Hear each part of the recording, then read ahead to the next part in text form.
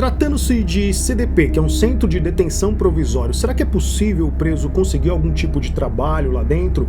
É sobre isso que nós vamos falar nesse vídeo. É pra garantir a paz que o malandro vai pra guerra. Treta de ladrão, pilantra enforcado na cela. Fogo no pavilhão, explode a rebelião. Escreve com sangue a nossa reivindicação. Seja muito bem-vindo ao maior canal aqui do YouTube falando sobre o sistema prisional. Um tema muito importante para a gente poder seguir aqui uma lógica é entender as dificuldades e o modelo de CDP. O modelo de CDP praticamente é aquele modelo que você já acompanha aqui no canal, onde o preso ele permanece ali até a sua situação processual ser resolvida. É para ficar bem simplificado para você aqui. Então ele vai passar por todo o processo legal, vai aguardar a sentença, ele vai aguardar o processo dele.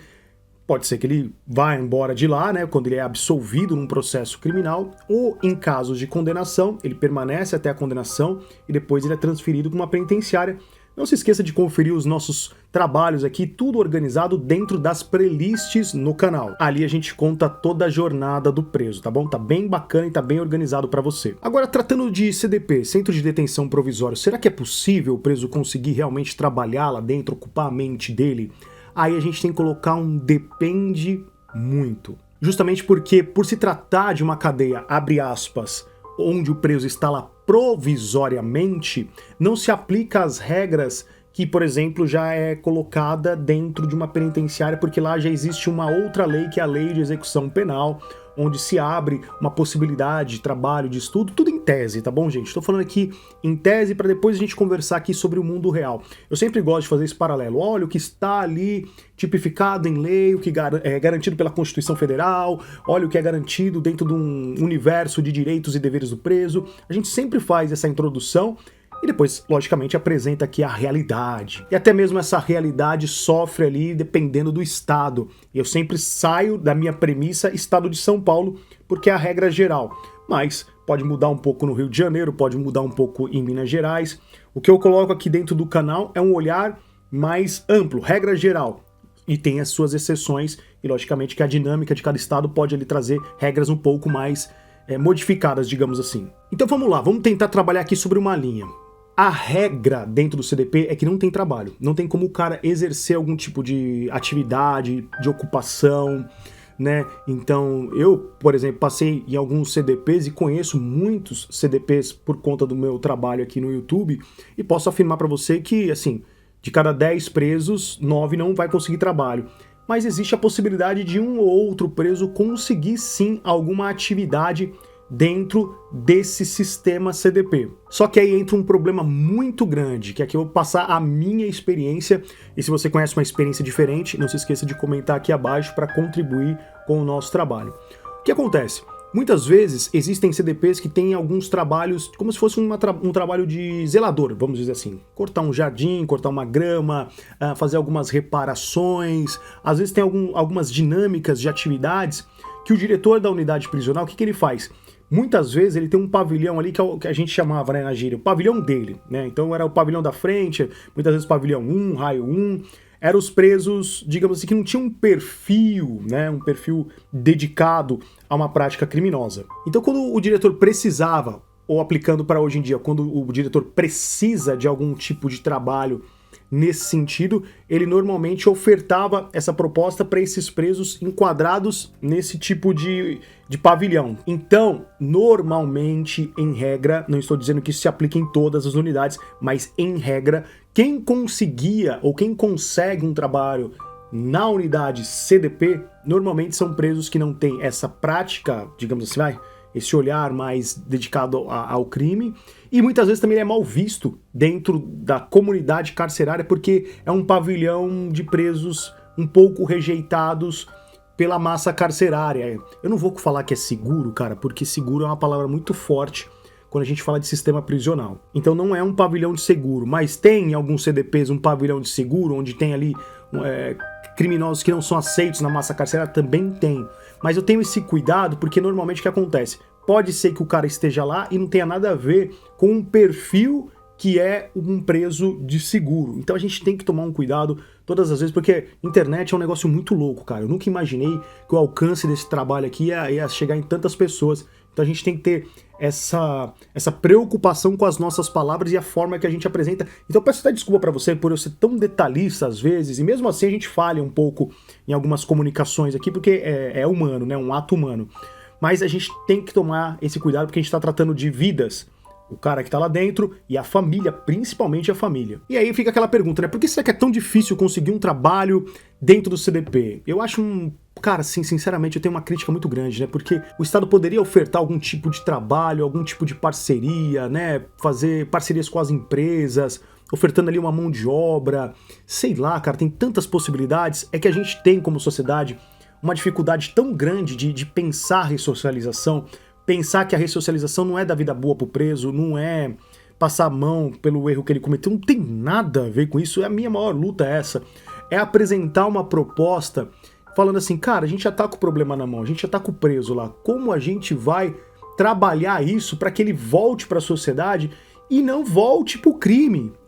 Para mim, o ponto mais importante da ressocialização é esse.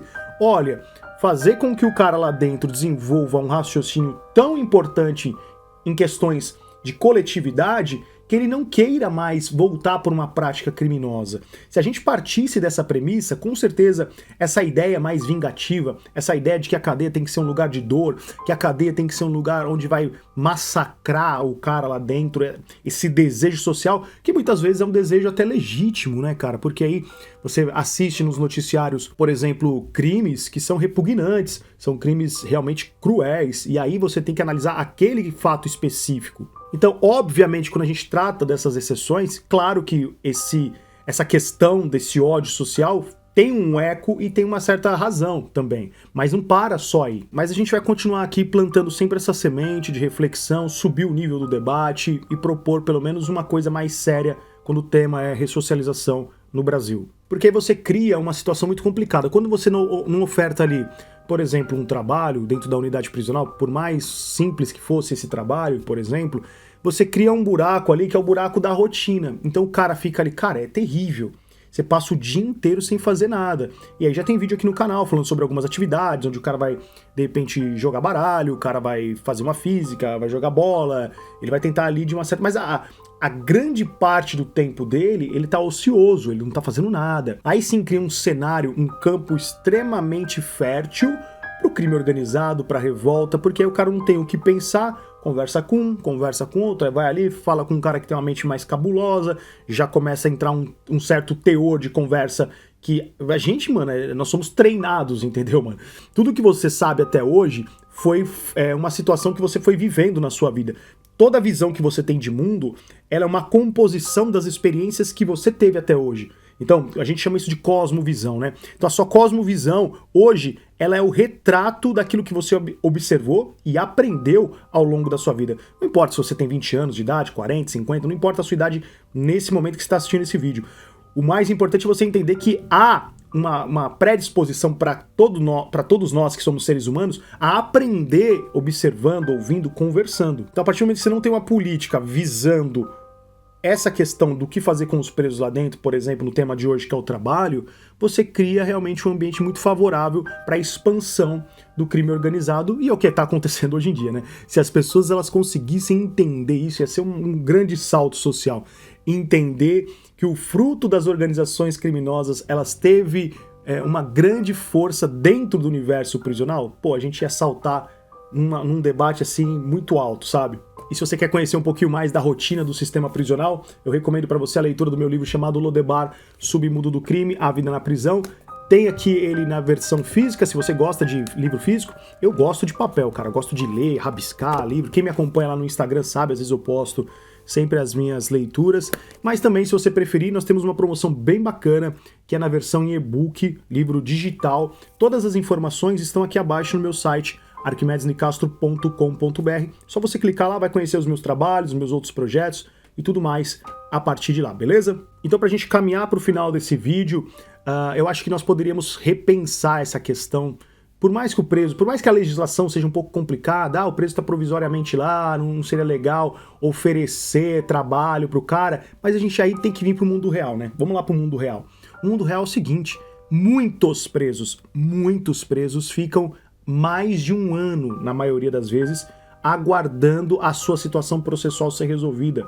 Ou seja, o cara fica 1 ano sem fazer nada no CDP. Eu já vi caras ficar 2 anos, eu fiquei mais de 3 anos no CDP. Então assim, cara, se tem uma coisa que eu posso falar aqui com bastante tranquilidade é uma experiência, principalmente de CDP, porque eu passei mais de 3 anos da minha vida lá dentro e observei muita coisa nesse sentido. Então a gente percebe que o CDP, muitas vezes o cara passa lá 50% da sua pena dentro de um CDP, 70%. Já vi caras ficarem lá 4 anos no CDP, entendeu? E você percebe que não existe nenhuma vontade política, nenhuma vontade social de pensar o que fazer com esse preso, digamos assim, provisório. Lembrando sempre que a nossa Constituição é muito clara, existe trabalho forçado, não seria uma questão de obrigar o cara a trabalhar. Eu acho uma burrice muito grande, o cara fala assim, vamos obrigar o preso a trabalhar. Cara, o que você faz de bom na sua vida sendo obrigado a fazer? Eu acho que nós temos as nossas obrigações do dia a dia. Não misture as estações. Eu acho que quando você cria estímulos, quando você vende uma ideia e cria uma narrativa, uma estrutura psicológica, convencendo a pessoa da importância do trabalho, aí você vai navegar por outros mares muito mais produtivos, digamos assim. E o pior de tudo, né, que quando o cara vai para uma penitenciária, imaginando que vai ter uma possibilidade de trabalhar lá dentro, ele se depara também com uma realidade muito complicada dentro do cenário penitenciário, que vai ser tema para um próximo vídeo aqui no canal, onde nós vamos falar sobre os trabalhos dentro das penitenciárias. Já tem a playlist aqui da penitenciária, recomendo que você assista, tá bom? E aí a gente vai se aprofundar um pouquinho mais do trabalho dentro do sistema penitenciário. E só pra gente encerrar o vídeo de hoje, quero fazer um convite para você conhecer o meu treinamento online, As Chaves da Liberdade. Dentro desse treinamento você vai ficar sabendo de tudo o que acontece num olhar processual, direitos dos presos, o que é uma sindicância, o que é um exame criminológico, você vai saber de tudo, eu garanto para você. É um treinamento completo. Se você tem alguém da sua família cumprindo pena, vale muito a pena você entrar dentro dessa nossa comunidade, que também vai estar aqui abaixo no link da descrição, e eu vou deixar também no primeiro comentário fixado para que você possa conhecer o nosso projeto. No mais, se você puder deixar o seu like aqui nesse vídeo, isso vai fortalecer bastante, e se você me der a honra de se inscrever no nosso canal, vai ser muito bem-vindo, muito bem-vinda, com certeza. Quero deixar passando aqui agora para você a playlist completa sobre o CDP. Só você clicar aqui, você vai assistir dentro da ordem, tem muito conteúdo para você ficar por dentro, tá bom? Eu sou Arquimedes Nicastro e esse foi mais um Papo Reto. Muito obrigado pela sua atenção e até nosso próximo encontro. Valeu!